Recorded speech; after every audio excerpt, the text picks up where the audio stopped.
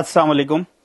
कोई MBT MCT party के spoke person Congress party के ताल्लुक से, सीएम साहब के ताल्लुक से, राहुल गांधी साहब के ताल्लुक से, शब्बीर अली साहब के ताल्लुक से और कांग्रेस के दूसरे माइनॉरिटी लीडर्स के ताल्लुक से हर 4 दिन में एक बार बदतमीजी से पेश आते जा रहे हैं। तो मेरे कांग्रेस पार्टी के मेरे साथियों ने मुझसे कहा कि आप इनको काउंटर दीजिए।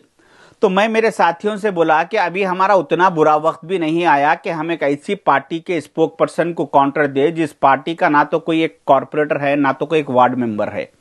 मगर उसके बावजूद भी मेरे साथियों के इसरार पर मैं सोचा कि ये मौसूफ की कुछ हकीकत, ये स्पोक पर्सन के कुछ हकीकत आवाम के सामने रखूं। ये स्पोक पर्सन तेलंगाना के मुसलमानों के मसाइल को हल करने के लिए निकले हुए हैं, मगर इनका जहां पर चंचलगुड़े में घर है वो घर से 30 कदम की दूरी पर एक छोटा सा इशू है जो मैं इनको बताना चाहूंगा कि इनके घर से 30 कदम की दूरी पर नुसरत मिट्टल वाले साहब की एक कीमती जायदाद है 232 गज की, जो आज से 3.5 साल पहले उन्होंने उस जायदाद को अल्लाह की राह में वक्फ कर दिया और उसकी जिम्मेदारी असद मियां साहब को देते हुए कहा कि यहां पे आप अल्लाह का घर तामीर कीजिए ताकि लोगों को इबादत करने के लिए सहूलत हो सके।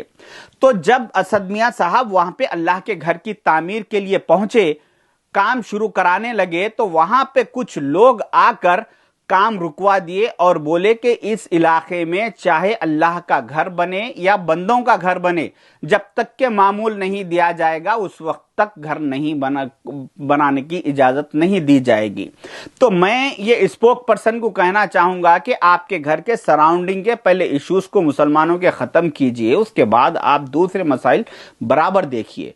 दूसरी अहम बात कि जब कभी भी तेलंगाना में कोई झगड़ा फसाद होता है तो ये मौसूफ इमीडिएट एक गाड़ी में बैठ के अपनी गाड़ी स्टार्ट करके एक वीडियो बना देते कि बोलते कि मैं फलाने जगह पे झगड़ा हो गया, मुसलमानों पे जुल्म हो रहा, मैं जा रहा हूं फलां फलां, जाके मैं आपको वहां के देख के लाइव वीडियो मैं आपको बताऊंगा बोल के ये वीडियो उन्होंने अपने सोशल मीडिया पे अपलोड कर देते। एक कॉमन सेंस की बात है कि जहां पर भी झगड़ा होता है तो वहां पे पुलिस डिपार्टमेंट किसी बाहर के लोगों को आने नहीं देते। तो ये मौसूफ प्लानिंग के तहत पुलिस को इत्तला दे के वहां पे पहुंचते, जिसके बाद पुलिस वाले इनको रुका के वहां से इनकी गाड़ी पलटा के इनको घर वापस भिजा देते। तो फिर ये घर आके बैठ के फिर एक वीडियो बना देते कि देखो मुसलमानों, मैं कौम के लिए कुर्बान होने गया था मगर मेरे को जालिम पुलिस फलां पुलिस अलां पुलिस मेरे को जाने नहीं दी, मेरे को वापस भेज दी।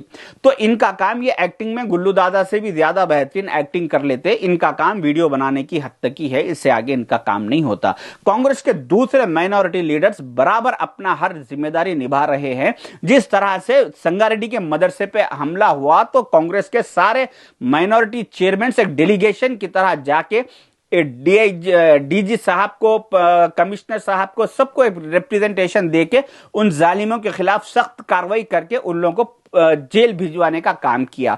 उसी तरीके से जब जैनूर में फसाद हुआ था उस वक्त में 12 सितंबर 2024 को वहां के सुप्रिंटेंडेंट ऑफ पुलिस से मेरा डिस्कशन हुआ। जो ये व्हाट्सएप चैटिंग है इस पे मुझे वहां के कुछ लोगों ने वीडियोस भेजे कि ये लोग यहां पे अटैक कर रहे हैं घरों पे। तो मैं वो वीडियोस और उनके फोटोज, जिसमें से एक का नाम कनका राव नाम है, उसकी फोटोज के नाम के साथ मैं एसपी साहब को फॉरवर्ड किया। उसके बाद एसपी साहब का मुझे व्हाट्सएप पे रिप्लाई आया कि I will forward this DSP to take necessary action.